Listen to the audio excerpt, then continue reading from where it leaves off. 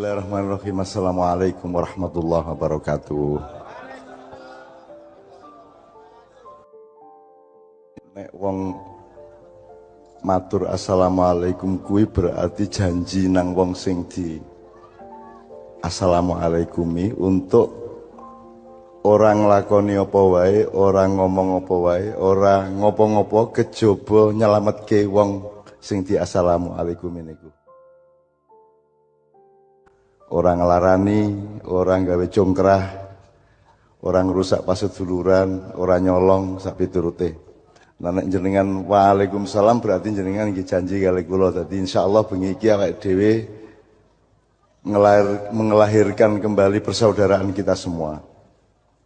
Ini saya mulai dengan penjelasan assalamualaikum supaya setiap kita ngomong assalamualaikum itu mancep ning jero atine awake dhewe kabeh. Jak sinau bareng-bareng. Nek legi niku mergi napa?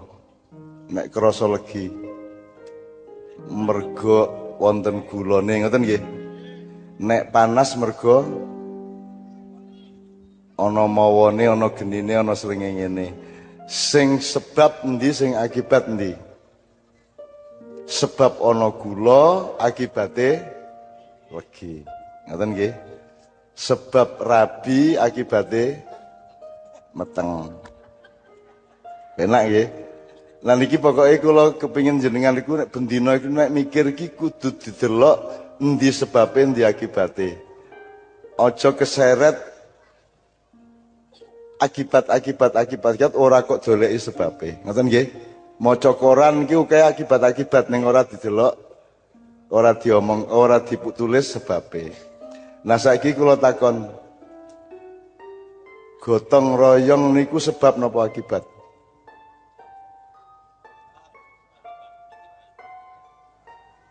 Tolong dipikir nggih. Rukun niku akibat apa sebab? Akibat. Damai niku akibat. Sebabnya apa? Sebab ora ana sing ngelarani, ora ana sing dengki, ora ana sing musuhi, lha ngoten. Berarti ada kejujuran, ada apa jenenge? Bebrayan sing apik, akibate damai. Nek ana ketidakadilan, akibate damai napa mboten? Nek ana sing nyolong, akibate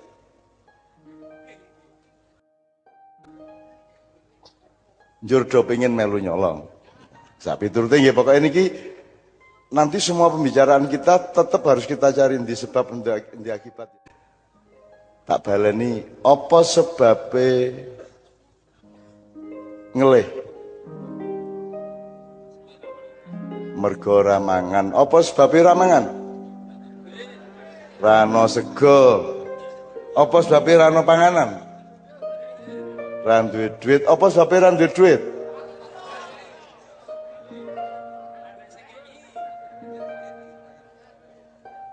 Niki diteruske dawa banget niki.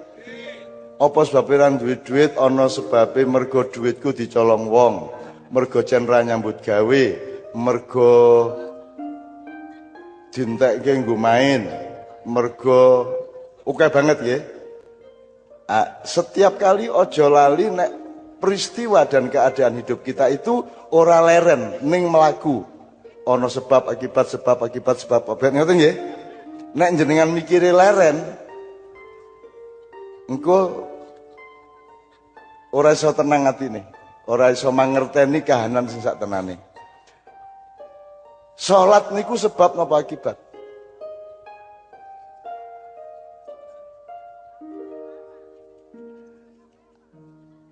As-salatu tanha anil fahsya wal munkar. Inna salat kanat piye Pak Yai? Inna salata tanha anil fahsya. Inna salata tanha anil fahsya wal munkar. Kula niki pura-pura takon ben ora diarani kiai. Padahal jan ora ngerti tenan, gitu. Ngoten mawon. Jadi mergo salat terus wonge ora nglakoni fahsya ora nglakoni mungkar. Ngoten nggih? Dadi luluse menungso iki salate pole ora mungkar la fahsya. Wis ngene wae.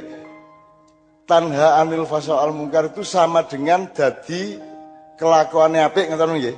Nah, aku takon, wong Islam dianggap lulus Islam iki mergo kelakuane apik apa mergo salat? Ning apa nek kelakuane apik njur ora salat kuwi ora apa-apa? Ya tetep apa-apa. Ning nek kowe salat kelakuanmu ora dadi apik kan ya apa-apa. Dadi nek iso iki ya salat digawe ben bangun kelakuan sing apik. Soale iki kok ngene, mending ra salat ning apik kelakuane. Mbangane kowe salat ning nyolongan. Nah gitu kan. Ya nek sing apik iki ya salat ya ora nyolongan ngoten nggih. Nung nek kepeksane ngoten dikon milih ngoten. Milih salat apa kelakuan apik ngoten. Soalnya ana preman sing apik, ketoke preman ning atine apik, nggih, mongko mendem sok-sok ya oplosan ning karo sahabat-sahabat iki setia, nyah-nyoh loman, sementara tanggane iki sregep sembayang ning medhit. Enten ta ngoten niku? Nah niki milih ndi niki? Kathah nggih Pak nggih. Ah, milih ndi niki sing saya pundi niki? Nah, kita harus punya cita-cita ke depan nek iso karo iki digabung. Ya sholati sregep, ya loman nyah-nyoh karo wong kelakuane apik. Ngoten nggih? Ah, oke, kita mulai begitu. Tapi sebelumnya saya ingin ngajak panjenengan kabeh ngene, dua hal. Yang pertama, kula tak melu ndongake kali Kiai Kanjeng. Tak ndongake kali Kiai Kanjeng, muga-muga Gusti Allah memelihara suasana kaya ngene iki sakteruse. Saya ingin mendoakan Allah mudah-mudahan memelihara suasana kerukunan, kedamaian, keteduhan, gotong royong. Dan saya mohon, kami semua mohon kepada Allah, sapa ae sing marake masyarakat congkrah, terpecah belah persaudaraannya, atau membuat persaudaraan yang kita alami menjadi terpecah-pecah, rengat-rengat, retak-retak, maka orang tersebut atau kelompok tersebut akan berhadapan langsung dengan keadilan Allah, dengan hukuman Allah berserta para malaikatnya. Amin ya rabbal alamin. Allahumma sholli wa sallim ala sayyidina Muhammad wa ala sayyidina Muhammad ila hadiniyah as-sholihah wa ala kulli wa ila hadratin Nabi Mustafa Muhammad sallallahu alaihi wasallam. Al-Fatihah. A'udzu billahi minasyaitonir rajim. Bismillahirrahmanirrahim. Alhamdulillahirabbil alamin arrahmanir rahim. Maliki yaumiddin. Iyyaka na'budu wa iyyaka nasta'in. Ihdinas siratal mustaqim, siratal ladzina an'amta 'alaihim ghairil maghdubi 'alaihim waladdallin. Amin.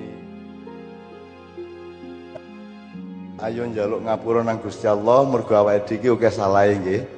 Sing kira-kira ora tahu salah angkat tangan.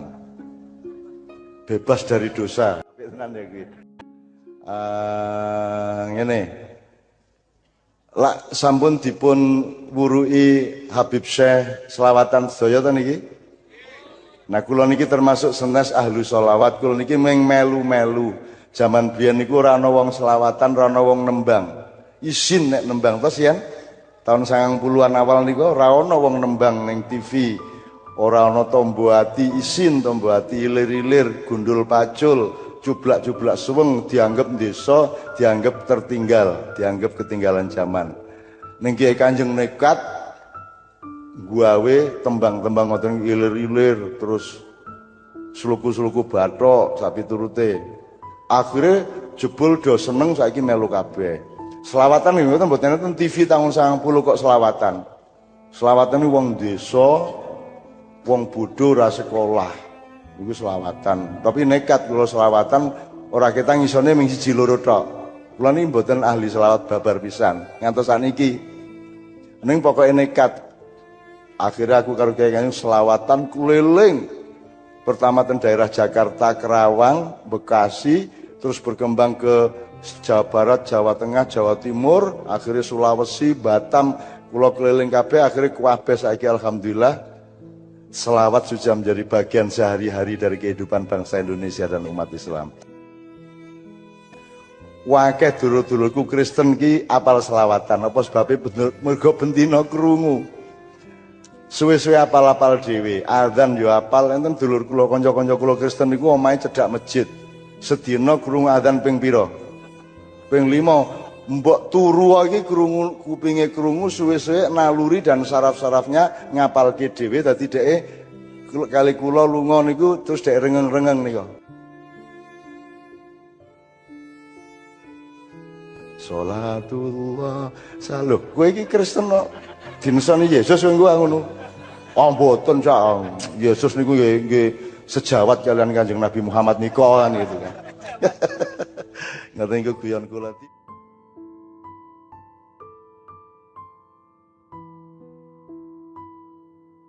Ngene iki pertahanan Islam ngeten iki. Angger jenengan wis menemukan kenikmatane wong silaturahmi, ngrungokke wak yai ngejak mesem, terus selawatan bareng wis ora ana sing iso batalke, ora ana sing iso ngrusak.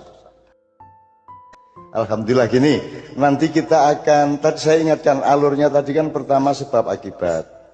Jadi kita pahami semua dari beliau tadi dengan menelusuri itu. Jadi misalnya saiki do cungkrah antarane kelompok-kelompok Islam, kuwi sebab apa akibat? Apa sebab apa akibat? Akibat. Sebabnya terletak di dalam diri kita atau sebabnya terletak di luar diri umat Islam?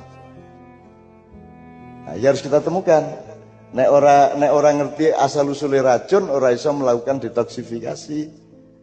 Jadi mungkin ada yang berasal dari diri kita sendiri, umat Islam sendiri, pancen do orang genah, ora tabasum, ora ta'aruf, tafahum, napa maneh tahu? Tasamuh, ta'awanu, tawasau, takamul, tambah luru, tangis dan tawa. Ya, oke. Mungkin ada sebab yang berasal dari diri kita sendiri. Wong Islam kurang dewasa, kurang ngerti tenan Islam ki piye, bid'ah ki apa, musyrik ki apa. Kok neraka ke wong ki duwe hak apa ora? Ngono sak pitulah kita kurang pengetahuan juga. Tapi mungkin juga ada enggak sebabnya berasal dari luar orang Islam. Nah, saya ingin lapor sedikit sama sampean, mbuh dawa mbuh cendak ning pokoke judule ngeten iki. Ning dunya iki. Ning alam dunya, bumi maksudnya orang alam dunya sing kono-kono ora sah. Bulan ben wae ngono. Ning bumi. Di bumi ini yang paling ditakuti itu ada dua. Wong barat wedi, Cina wedi, Israel wedi, Amerika wedi, Eropa wedi kabeh loro. Siji Islam, loro Indonesia. Siji Islam, loro Indonesia.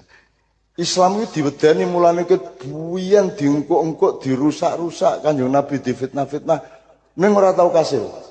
Saya suwe malah saya akeh wong mlebu Islam.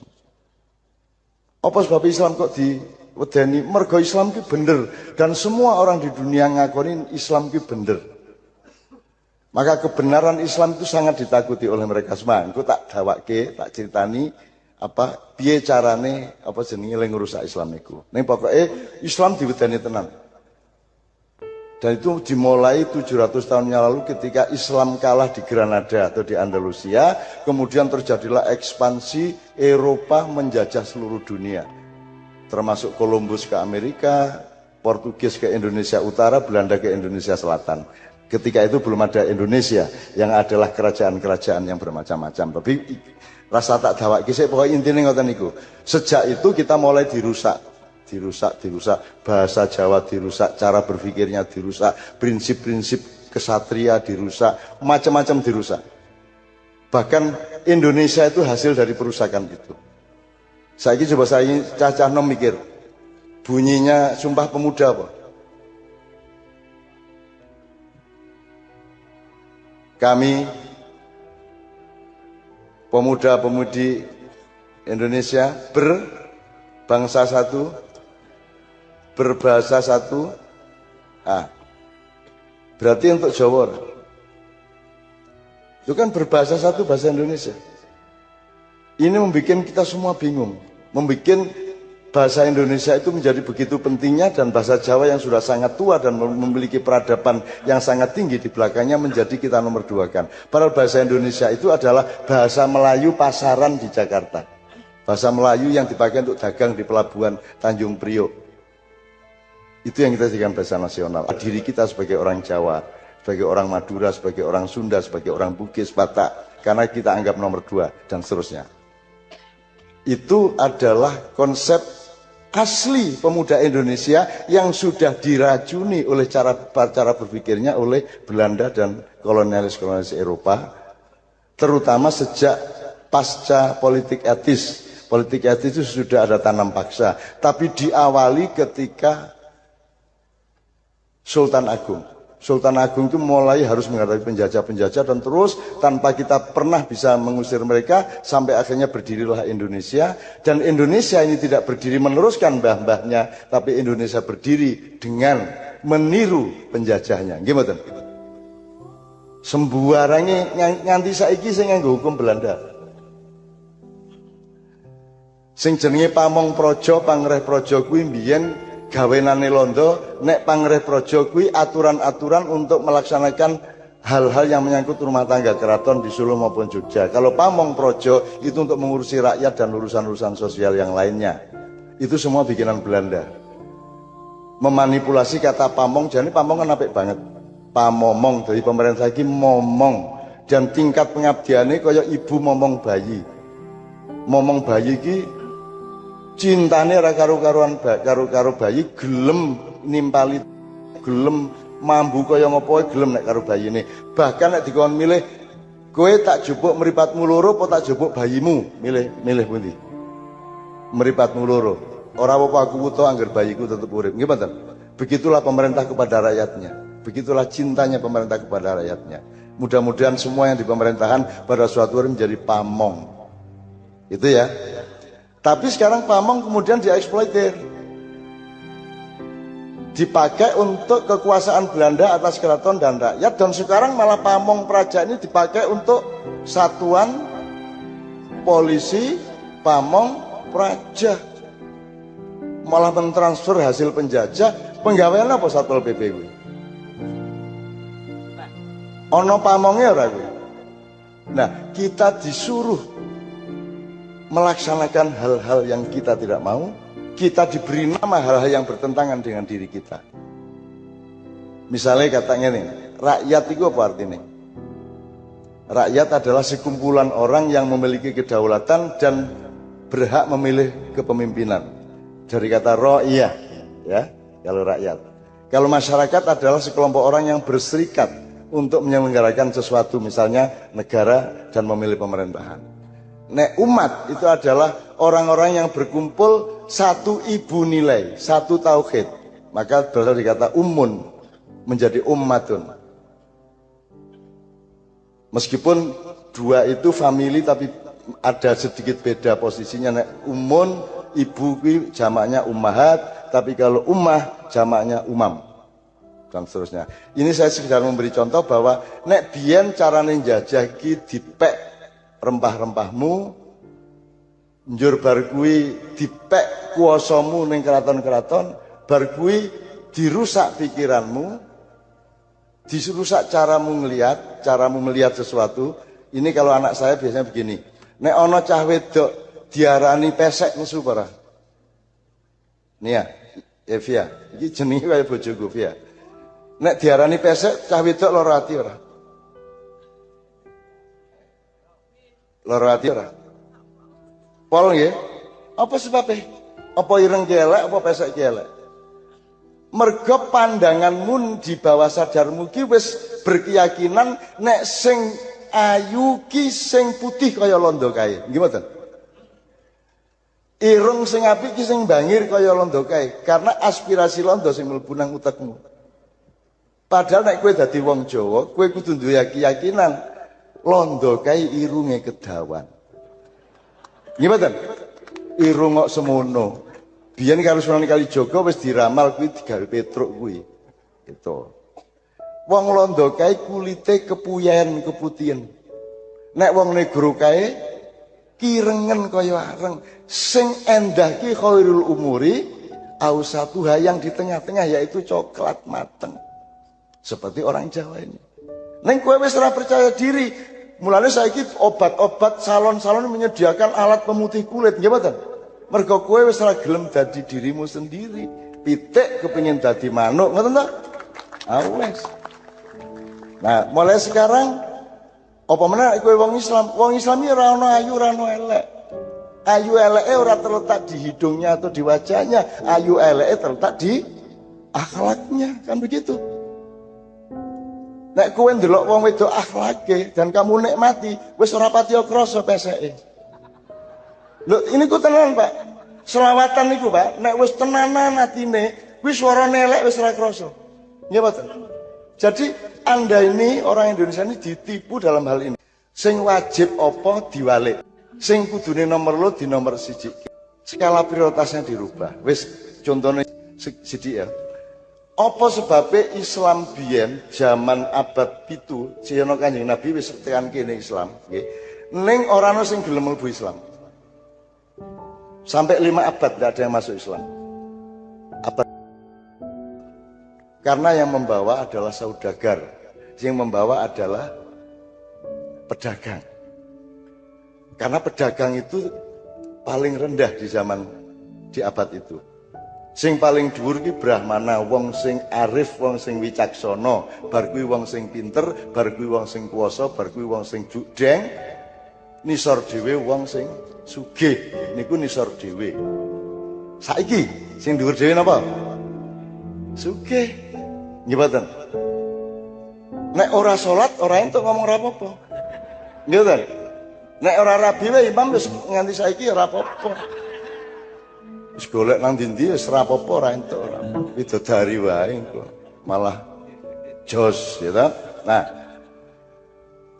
kemudian ketika para wali mulai Syekh Maulana Malik Ibrahim sampai kemudian Sunan Giri, Sunan Ampel, terus Sunan Derajat, nanti Sunan Gunung Jati sampai Sunan Kalijogo yang terakhir, dalam waktu 5 bulan 5 bulan seluruh Jawa, seluruh Nusantara masuk Islam. 5 bulan Wali Songo itu mengislamkan, dan itu keajaiban dunia yang tidak disebut oleh orang Eropa dan Amerika karena mereka takut kepada fakta bahwa wali-wali bisa mengislamkan orang Jawa dan Nusantara hanya dalam waktu tidak sampai setengah tahun.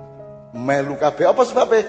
Sebab sing nggawa dudu wong ngisor, dudu wong dagang, sing nggawa ki wong sing apik, brahmana, syekh, kiai sing ora kadunyan, ora ngepek apa-apa, ora njaluk apa-apa, ora menek-menek pengen dadi pejabat, ora menek-menek, ora gaya-gaya ben diarani ulama, ora njaluk apa-apa ning dunya, cukup bojo siji ayu.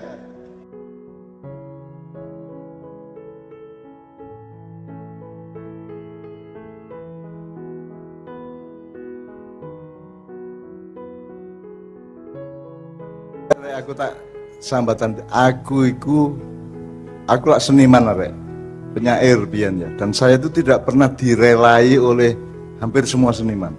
Jadi aku gak tahu mendapatkan tempat yang seharusnya saya dapatkan secara rasional. Misalnya ono hadiah opo negara iku bintang opo, saya tidak akan pernah dapat itu. Termasuk daerah Jogja itu punya hadiah apa untuk seniman, saya tidak pernah dapat. Ya. Jadi saya itu mendapat sikap tidak adil terus menerus. Aku nggak kayak ngene iki, aku ono sing ngakoni aku kiai, ono sing ngakoni aku ustad. Aku punya buku 90 lebih. Apa saya pernah diakui sebagai kaum intelektual? Apa aku diterima untuk jadi dosen di UNER apa di ITS? Enggak toh?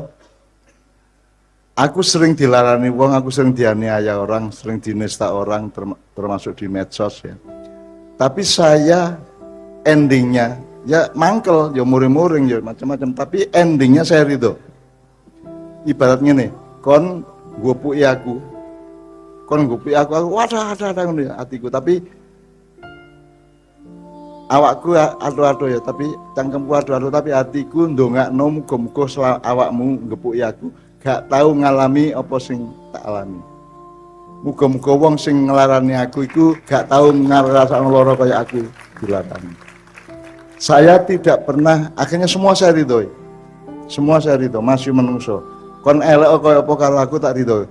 Dan anak-anak di pusat Maiyah tahu bahwa mereka itu nek cak nun paling di sepuro ngono, paling di sepuro ngono tok.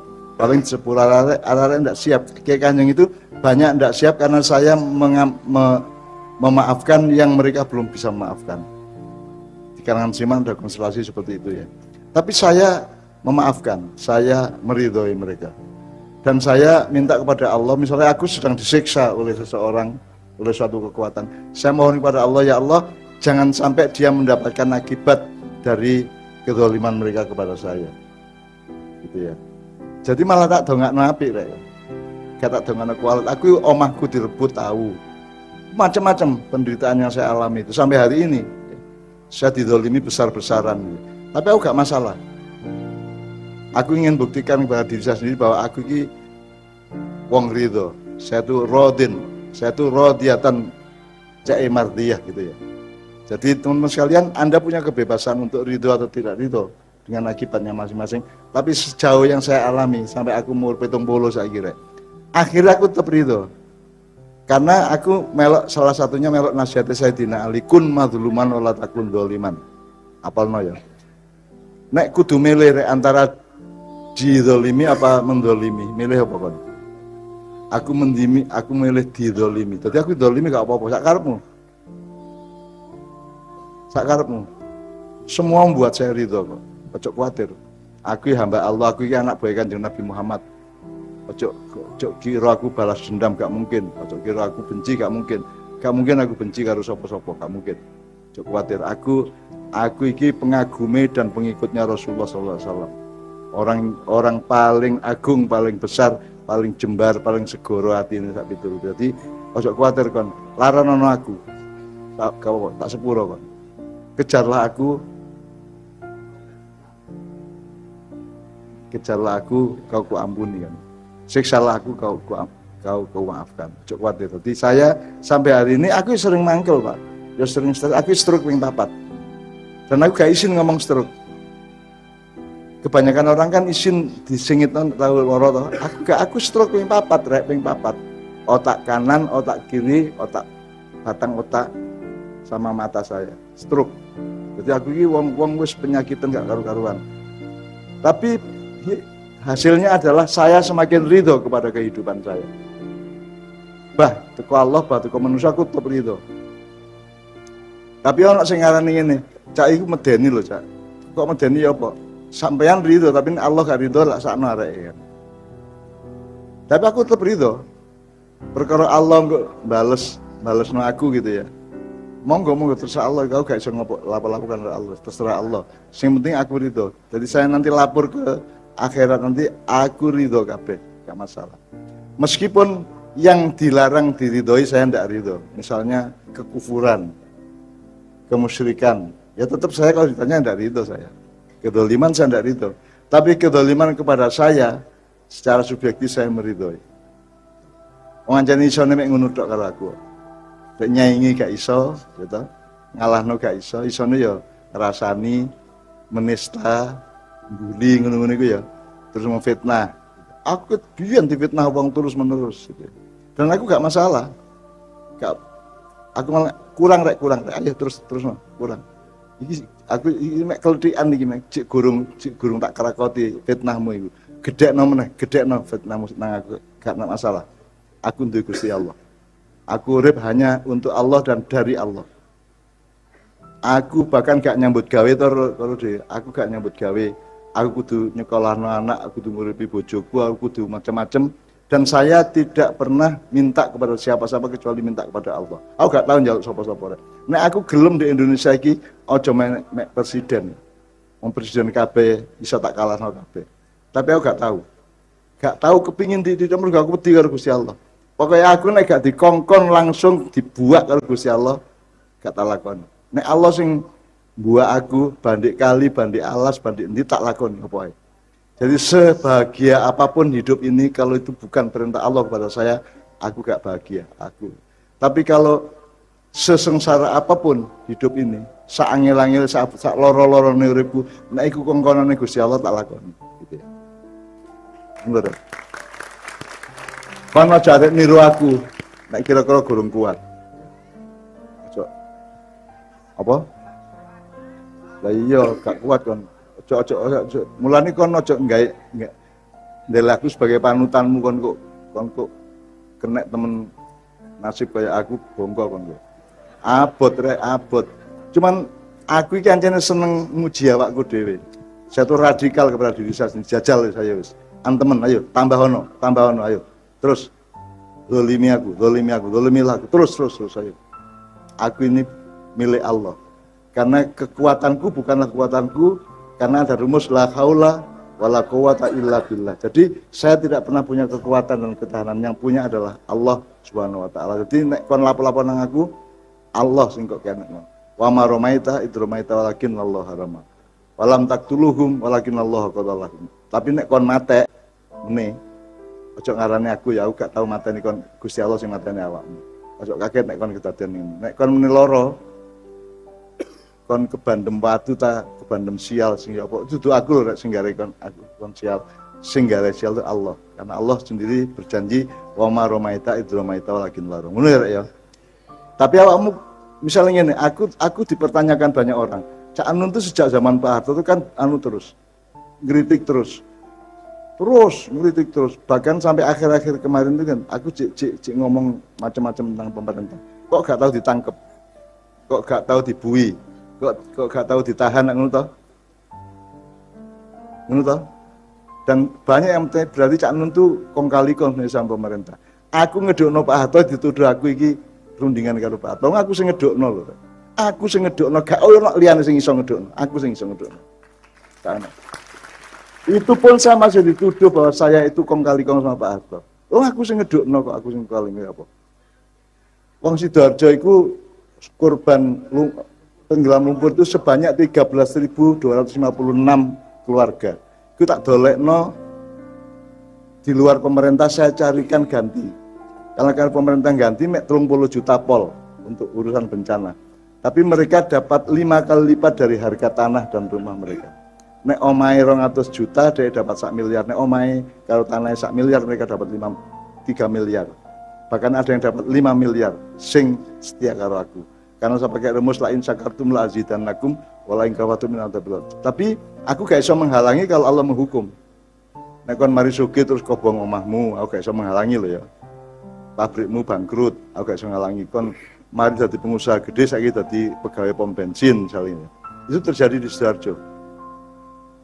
Orang kaya bisa menjadi gelandangan. Itu aku rek. Gusti Allah lho iku ya. Nek Gusti Allah sing ngonokno awak mau gak iso apa-apa. Tapi saya sendiri tidak pernah punya niat seperti itu. Aku tetap menyayangi Anda semua. Meskipun Anda bojoku muring-muring nang Sidoarjo ditantang kabeh karo bojoku. Kan sing wani. Aku dhewe nyepuro gak masalah. Ayo, engko iso mancane ngono tok. Kon sira tok luwih apik titik ngono gak iso. Kon iso ngono tok. Ya gak apa-apa, iso ngono tok. Mosok ana wedhus tak kon jegok kok ngono. Mosok ana kiri tak kon ngembek gitu ya. Jadi saya memaklumi semua manusia. Tapi jangan khawatir, saya akan tetap ridho. Tidak hanya kepada ketentuan Allah. Atau gini, setiap yang saya alami saya anggap itu ketentuan Allah. Gitu. Karena memang tidak, kalau Allah bisa kan bisa menghalangi toh. Ternyata tetap terjadi pada saya, berarti itu bagian dari ketentuan Allah. Kalau itu ketentuan Allah, aku ridho. Benar ya. Misalnya ono becak ditabrak mobil, Gusti Allah itu membatalkan, menjadikan itu tidak terjadi, bisa ya. Tapi kan terjadi. Nek terjadi berarti Allah memang itu bagian dari ketentuan Allah. Nek ketentuan Allah aku ikhlas opo ae wis karepmu wis nganut. Mulane aku sampai stroke ping 4. Kon terus stroke iku kudune aku wis ngene rek. Wis. Tapi aku katanya opo? Kate gak rido wong Allah sayang karo aku pol. Kudune stroke batang otak itu kan lumpuh, gak iso mangap, gak iso anil, gak iso ketip, terus gak iso apa-apa. Tapi Allah tetep ngirim aku nang Perning, tetep aku iso lungguh kene bareng bupati, gitu. Tetep iso jodohan karo awakmu. Ya apa aku kata gak ridho karo Allah. Jadi semua yang ditentukan oleh Allah masih setruk masih loro poe tak terima kabeh. Wong faktane sampai hari ini sampai saya umur sepuh 70 tahun ini saya tetap iso bermesraan dengan Anda semua, bercinta dengan Anda semua. Ini ya. Jadi intinya ini, awakmu jangan kehilangan iman dan selalu tetap husnudzon kepada Allah. Ini ya.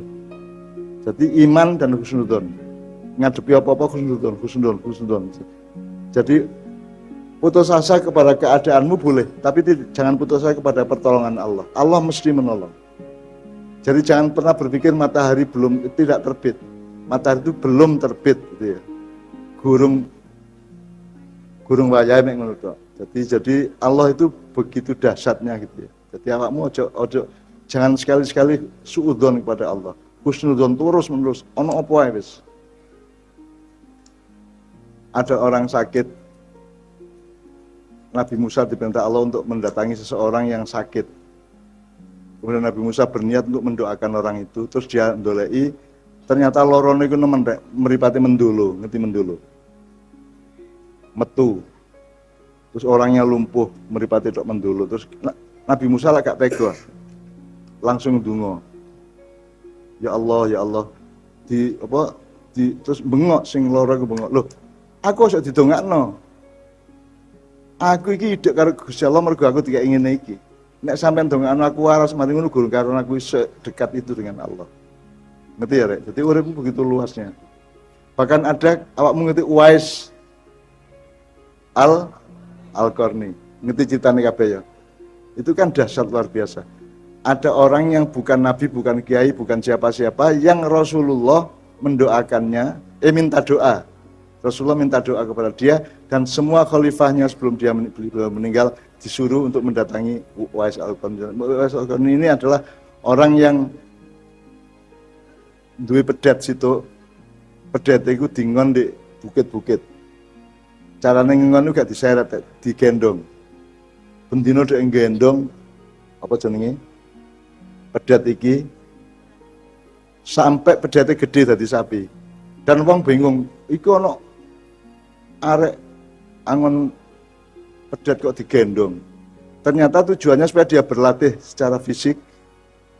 Terus dhek mari ngono mergo ibune iku njaluk lunga kaji. Akhirnya dhek gak duwe dhuwit, ibune digendong nang Mekah iku. Jadi dia derajatnya itu sampai Rasulullah minta doa kepada dia. Lah wis. Jadi luar biasa. Jadi dalam Islam itu ada banyak sekali kemungkinan yang tidak terduga dan dahsyat dan mentakjubkan dan sangat indah. Uwais itu kan sangat indah. Sing wong mendul sangat indah. Jadi kanca-kanca kabeh ojo ndelok sak telerapan, ndelok iku nek iso jero dawa, ngono ya. Ojo jare majiji tadi ojo sprint tapi maraton. Ngono ya Rek ya. Ngono ya sepurane aku ceramah didik ya. Cek awakmu diem-diem ngakoni cak nun jane ya rodok kiai titik ngono ya. Ngono ya. Mas yo kon nyeluk mbah ya. Ojo cak iku biyen Rek. Biyen aku cak. Aku nek di desaku diceluk ndut. Gendut aku biyen cilik aku. Karo tup sutup meripatku kayak Cina ngene. Saiki aku di desaku wis mbah lumayan. Jadi pangkat saya sudah sampai ke puncak yaitu mbah. Sopo liyane sing diceluk mbah di Indonesia? Pak Harto ya Pak Harto. Mbah Surip. Sip. Mbah Surip. Tak gendong kemana-mana. Ini Rek ya. Oke, Helmi, masih ada sudah selesai ya? Oke.